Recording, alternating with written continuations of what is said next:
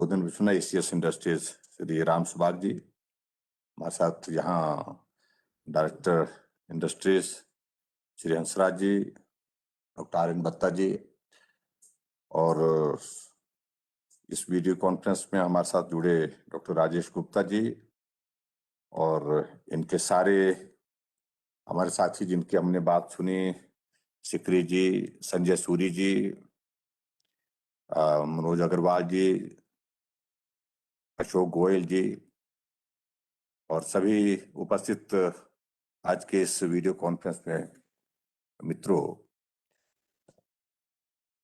एक तो मैं आप सबका धन्यवाद करता हूं कि बहुत शॉर्ट नोटिस में आज हमारा ये इंटरेक्शन हो रहा है। एक्चुअली नहीं भले ही, लेकिन वर्चुअली हो रहा है। अगर कोविड नहीं होता तो शायद हम इस मुलाकात को और रूप में कर सकते थे। बहुत सारी चीजें जो हमने सोची थी वो सारी चीजें एक जगह रह गई। लेकिन मैं आप सबका धन्यवाद करना चाहता था, एक माध्यम ढूंढ रहा था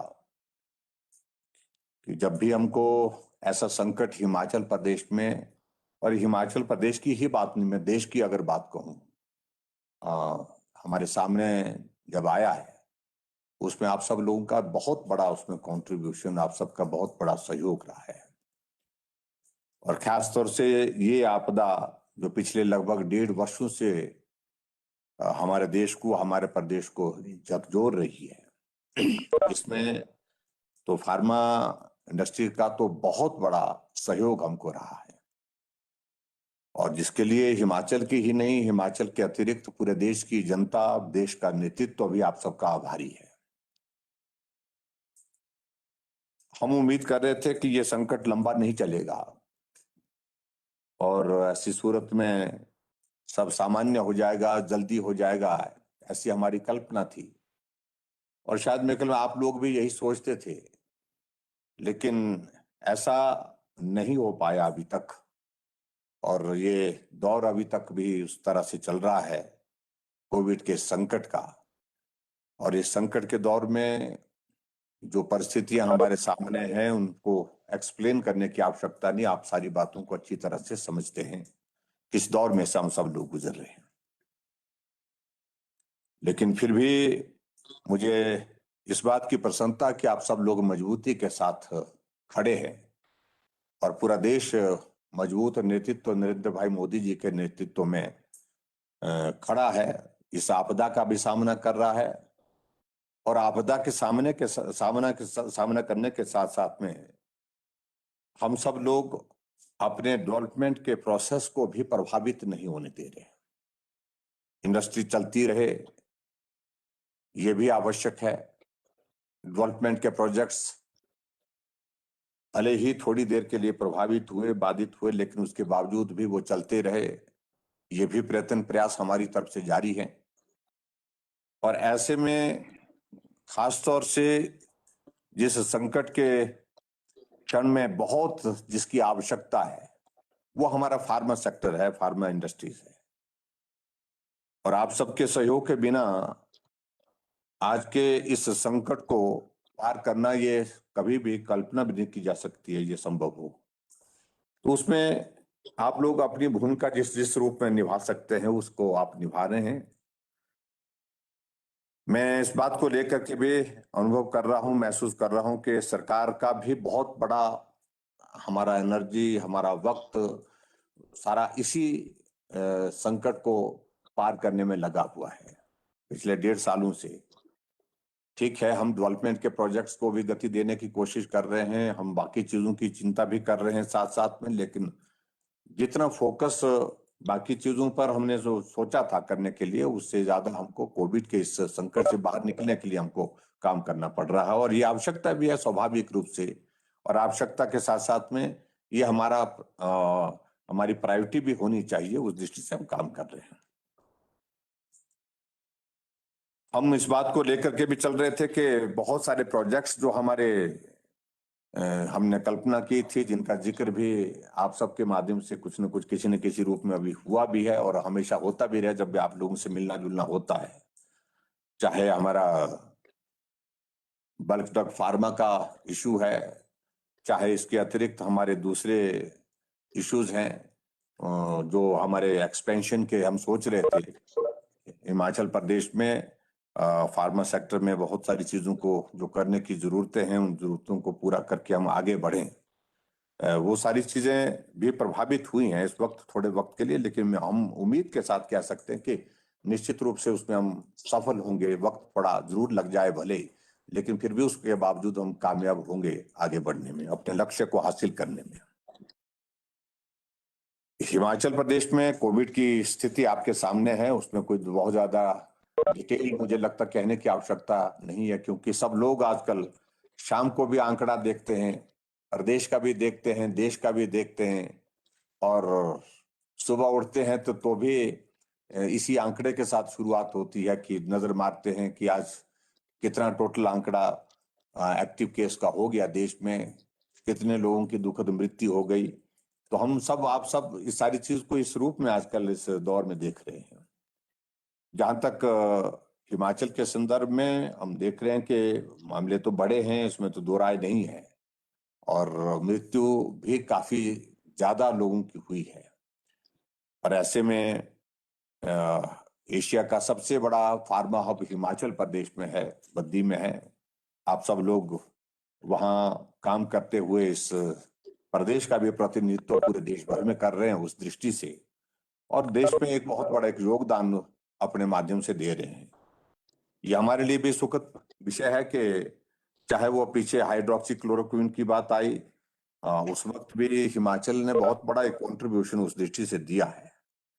और अभी भी जितनी भी जो मेडिसिन कोविड से रिलेटेड जो बनती हैं, उनमें भी हिमाचल प्रदेश का एक अपना कंट्रीब्यूशन है। आप सब लोगों के माध्यम से उस काम को हम कर रहे हैं।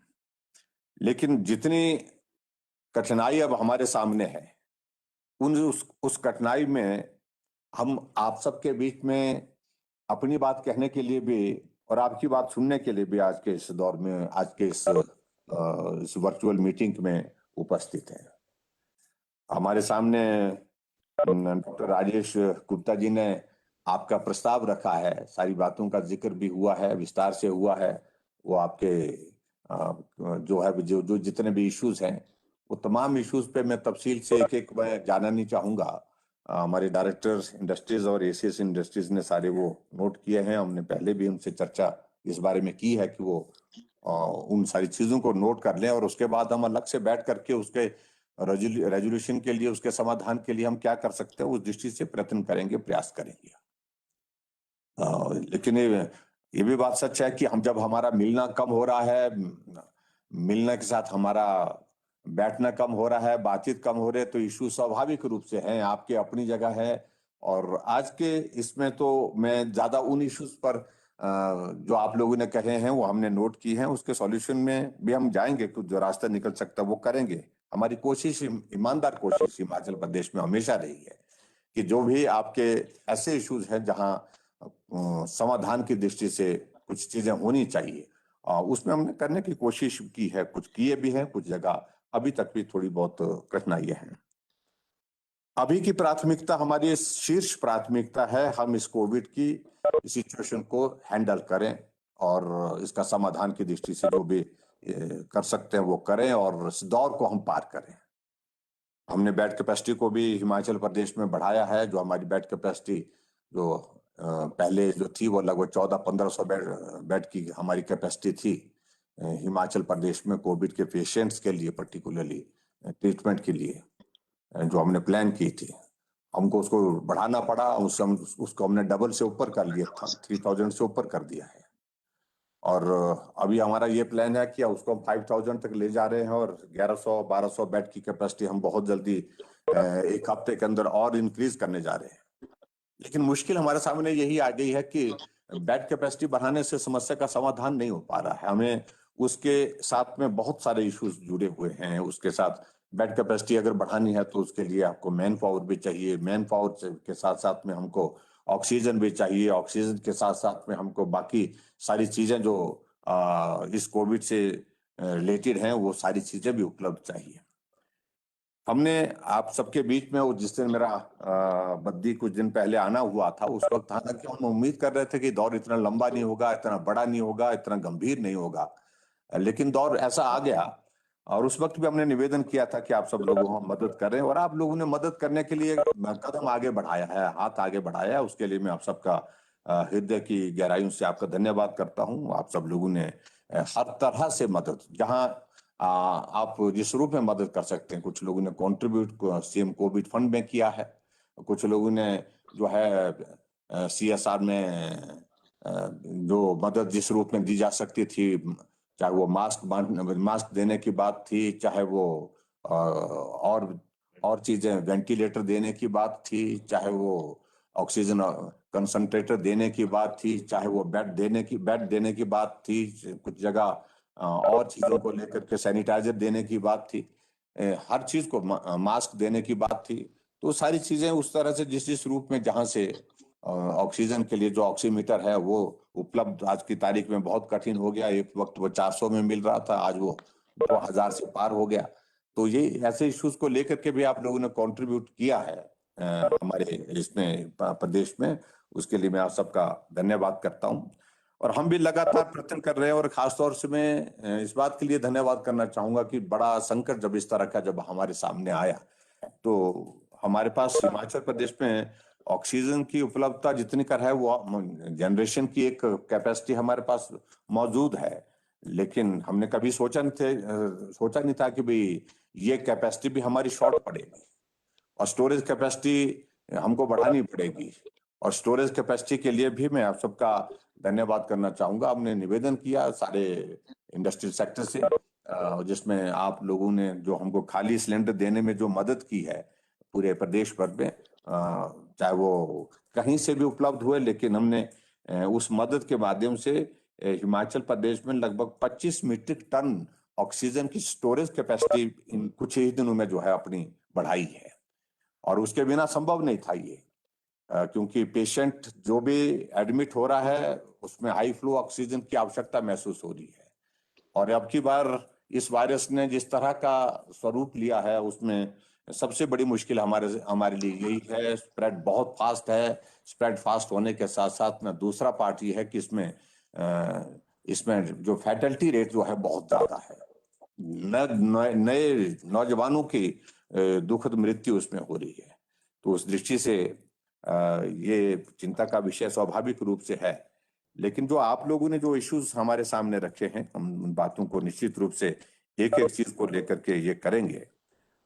जो आप लोगों ने एक बात कही कि जो हमारे जितने भी काम करने वाले जो आपके एम्प्लॉयज हैं, लेबर है, सब लोगों को जो है वो वैक्सीन प्रायोरिटी के साथ वो जो उसमें लगाई जाए, और इसको हम प्लान करेंगे। इसको हम निश्चित रूप से सोचेंगे किस प्रकार से किया जा सकता है। लेकिन ये भी बात हमको मान करके चलना पड़ेगा कि भी वैक्सीन की सप्लाई भी बहुत उस तरह की स्थिति में नहीं है हम कि भी जिसको हम बड़े स्केल पर कर सकते हैं। हम जो रिदम अभी तक हमने 45 से ऊपर के लोगों के लिए जो बनाया है, जो प्लान बनाया है, उसको तो हम इफेक्टिवली हम एग्जीक्यूट करने की स्थिति में हो पा रहे, वो चल रहा है। हम लगभग 21 लाख का आंकड़ा हिमाचल प्रदेश में टच कर चुके हैं वैक्सीन के इसमें फर्स्ट डोज में। लेकिन फिर भी उसके बावजूद जितनी इसकी उपलब्धता हमको और ज्यादा बढ़ेगी, तो ये इस बात को हम बैठ करके हम चर्चा कर लेंगे। उस उपलब्धता में हमारा इंडस्ट्रियल सेक्टर में खास तौर से जो फार्मा सेक्टर में जो जितने भी हमारे एम्प्लॉयज हैं, और उनको कैसे कवर किया जा सकता है, प्रायोरिटी में उनको प्रायोरिटाइज कैसे किया जा सकता है, ताकि उनको ये वैक्सीन उपलब्ध हो सके, इस बात को निश्चित रूप से देखेंगे। दूसरा जो आप लोगों ने जो बस की जो ऑक्यूपेंसी का इशू खड़ा किया कि भी बस में वो हमारा सोशल डिस्टेंसिंग और एक रिक्वायरमेंट है हमारी आज के इस प्रोटोकॉल को, जो कोविड प्रोटोकॉल है उसके मुताबिक।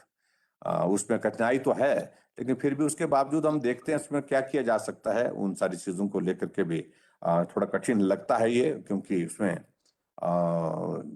हमने यही सोच करके कि आपकी इंडस्ट्री जो है कोविड फ्री रहे, आपके यहाँ पर संक्रमण ना फैले, और इसलिए जो कोविड प्रोटोकॉल के तहत जो है ये सारी चीजें की जाए, ये बहुत आवश्यक है, ताकि हमारे काम काज को प्रभाव ना पड़े। ये बहुत एक जरूरत है जिस चीज को लेकर के हमने अभी तक जो विचार किया था उसके मुताबिक हमने ये सारी चीज की। हिमाचल में अभी तक इन दिनों में हमने कोविड कर्फ्यू जो है लागू किया है, और कोविड कर्फ्यू में हमने रिस्ट्रिक्शंस की हैं, अब की बार काफी की है। पहले जब शुरू किया था थोड़ा रिलैक्सेशंस भी उसमें थी, लेकिन अब थोड़ा रिस्ट्रिक्शंस की है, और हो सकता है ये अभी तक ये हमारा ये कोविड कर्फ्यू जो है, कोरोना कर्फ्यू अभी तक थोड़ा लंबा चले। एटलीस्ट मुझे लगता है कि इस महीने तक ये चलने की संभावना दिखती है, क्योंकि अगर हमको कंट्रोल करना है, एक तरफ से दो चीजें हमारे सामने जो है, एक तो जो संक्रमण को रोकना इस वायरस के, ये एक प्रायोरिटी वो है, और उसके लिए ये कोविड कर्फ्यू हुई एक बहुत बड़ा हथियार है जो कंट्रीब्यूट कर सकता है, जिसका निश्चित रूप से हमें उम्मीद है कि इसका लाभ होगा।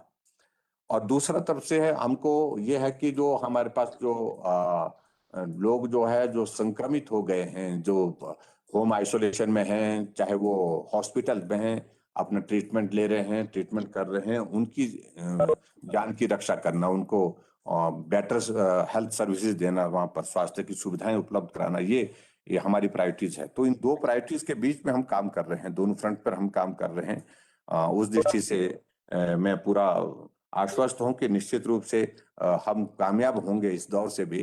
जब पिछले दौर में भी हम कामयाब हो गए थे, इस दौर में भी हम निश्चित रूप से उसमें कामयाब होंगे। और जो इश्यूज आप लोगों ने जितने भी बताए हैं, जो ये काला आम का जो सब स्टेशन का जो एक इश्यू बताया है, उसका कुछ एक फॉर्मेलिटीज के बारे में, जहां पर हमारे एसीएस इंडस्ट्रीज ने आपके बारे में जानकारी दे दी, कुछ आगे बढ़ी हैं चीजें, लेकिन उसमें डिले हुआ है, उसमें दो राय नहीं, लेकिन जल्दी कोशिश करेंगे इसका भी समाधान हो सके। और जो कॉस्ट में जो इंक्रीज का विषय आ रहा है, पर्टिकुलरली जो इन दिनों में जो जिन चीजों की आवश्यकता है, जिन मेडिसिन की आवश्यकता है, और वो सारी चीजों में कठिनाई तो आई है, लेकिन फिर भी उसके बावजूद हम कोशिश करेंगे कि भी इसका भी जो रास्ता, चाहे वो गवर्नमेंट ऑफ इंडिया के साथ हमारा बीच बीच में जो हमारी चर्चाएं होती हैं, जो बातचीत होती है, मीटिंग्स होती हैं, उन सारी बातों को वहां पर जहां रखने की बात होगी, जो आपने डिटेल में जो सारी बात कही है कि जो, क्योंकि जो हमारा माल है उसकी लागत में बहुत बड़ी इंक्रीज हो गई है, उसके कारण उसका स्वाभाविक रूप से जो आगे फिर उसका हमारा प्रोडक्शन में उसका वो कॉस्ट को बढ़ाएगा। तो उस दृष्टि से वो सारी चीज को लेकर के किस तरह से कर सकते हैं, उसकी अगर डिटेल्स अगर आप लोगों की ओर से हमको उपलब्ध हो सके हमको, ताकि हम केंद्र के साथ जो मामले उठाने के हैं उनको वहां से उठा करके अपनी बात कह करके उसका कोई रास्ता निकलता तो उस दृष्टि से करते रहे। अभी जो मुझे आप सबसे विनम्र निवेदन करना है, और वो निवेदन यही है कि बहुत बड़ा आपका सहयोग मिला भी है, और लेकिन फिर भी उसके बावजूद भी आप सबसे जो सीएसआर के तहत जो है वो अभी भी जो मदद हमको और भी जिस रूप में मिल सकती है प्रदेश में, क्योंकि आवश्यकता बहुत ज्यादा, और ये भी संभव नहीं है कि आपसे ही उसकी पूर्ति हमने करनी है, लेकिन मदद करते करते हम किसकी जीवन को जिंदगी दे सकते हैं, तो मुझे लगता है कि वो बहुत एक पुण्य का कार्य होगा। उस दृष्टि से जो जो भी जिसके माध्यम से हम जो हमारे अपने अपनी इंडस्ट्री के माध्यम से जो प्रोड्यूस हमारे हैं, जो प्रोडक्ट्स हमारे हैं, जिनका इस दौर में जो आवश्यकता है, उसमें आप कंट्रीब्यूट कर सकते हैं, वो भी एक ये हो सकता है, मदद हो सकती है हमारे लिए। और इसके अलावा कोविड से रिलेटेड जितने भी इश्यूज हैं, आपको लगता है कि हम इस रूप में मदद कर सकते हैं, तो उसमें आप मदद करने के लिए सहयोग करें, ये मेरा आप सबसे विनम्र निवेदन है। बाकी जहां ये दौर समाप्त होगा उसके बाद हम बैठेंगे, निश्चित रूप से बैठेंगे, जो आपके मसले हैं, हमने तो बहुत चीजों को प्लान किया था, हमने बहुत सारी चीजों को सोचा था। प्राइवेट सेक्टर की इन्वेस्टमेंट हिमाचल प्रदेश में आए, हमारा फार्मा हब जो है वो एशिया में नंबर 1 है, जिसको और ज्यादा स्ट्रेंथन करें, उसको मजबूत करें, आपके जो क्रॉनिक इश्यूज हैं उन इश्यूज का भी हम समाधान करें। उन बहुत सारी चीजें जो सोची थी उनमें कई तरह की बाधाएं इस कोविड के कारण आई हैं, लेकिन फिर भी मैं आपको जरूर कहूंगा कि आने वाले समय में जब ये दौर समाप्त होगा तो हम बैठेंगे, चर्चा करेंगे, और चर्चा ही नहीं करेंगे, समाधान की दृष्टि से भी कुछ निर्णय करके आगे बढ़ेंगे, ये भी मैं आपके बीच में कहना चाहता हूँ। और आज की इस वर्चुअल मीटिंग में आप सब लोग जुड़े, उसके लिए मैं आप सबका धन्यवाद करना चाहता हूँ। आपका बहुमूल्य सहयोग हिमाचल प्रदेश के लोगों को मिला है, हिमाचल प्रदेश की जनता को मिला है, और मैं कह सकता हूँ कि हिमाचल की डेवलपमेंट में भी मिला है। उसके लिए हम आभारी हैं, और इस रिश्ते को, इसको हम कायम रखें, मजबूती के साथ कायम रखें। आने वाले समय में भी जो सहयोग की दृष्टि से हम जो जिस रूप में मदद कर सकते हैं, वो मदद का दौर जारी रहे, ऐसा मेरा आप सबसे विनम्र निवेदन है। मुझे सिर्फ इतनी ही बात कहनी थी। बाकी आप लोगों ने जो इश्यूज जो बताए हैं, वो हमारे ध्यान में, जो मैंने डायरेक्टर इंडस्ट्रीज मेरे पास बैठे हैं, हम बैठ करके उनको एक बार जो है कंपाइल कर लेंगे, और उसके बाद आपके साथ एक अवसर ढूंढेंगे बीच में, जब हमारी बैठक होगी, मीटिंग होगी, तो उसमें कुछ चर्चा करके उनका समाधान की दृष्टि से आगे बढ़ेंगे। तो एक बार फिर से मैं आप सबका धन्यवाद करता हूं, आप सबका आभार, और आप लोग स्वस्थ रहें। आप लोग इस दौर में, इस संकट के दौर में जिस तरह से सहयोग दे रहे हैं, मजबूती के साथ खड़े होकर के काम कर रहे हैं, इसमें आप कायम रहें, मजबूती के साथ आगे बढ़ें, ऐसी मैं कामना करते हुए आप सबका बहुत बहुत धन्यवाद करता हूं। बहुत बहुत धन्यवाद। नमस्कार।